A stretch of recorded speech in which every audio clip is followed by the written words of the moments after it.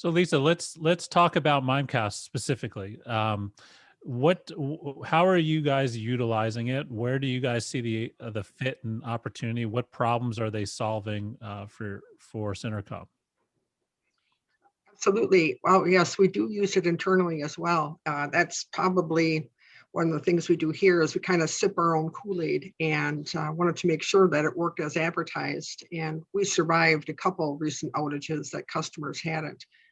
Not only is there the continuity piece, but it also improved greatly on our spam and phishing and all the other things, as well as added some training, which was great for the users to internally to be questioned periodically. Do you think that's a valid email?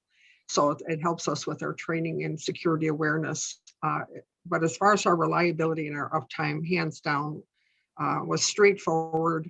Email is one of the easiest things to actually migrate or add or bolt on something to. And so the installation was seamless and we've been very happy with it.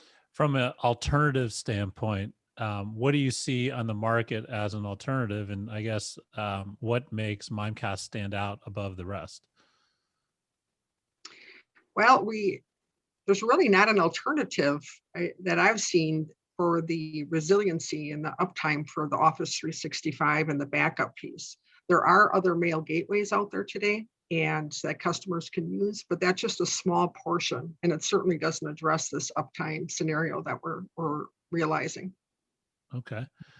And Peter, just for your perspective, obviously being a technology consultant to Mimecast, what are the areas where you see that from the end user standpoint, where you see there's a huge advantage?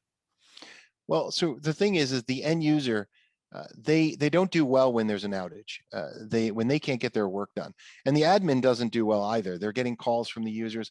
The challenge here is, of course, can you put something in place that makes it so that they're not even aware?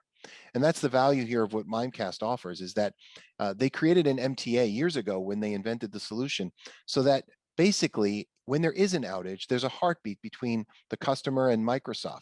When that outage occurs, the admins get a panic button alert, an SMS text or an alternate email message that basically gives them this panic button that they can push, switch tracks, and ultimately mail will continue to send and receive as if nothing had happened.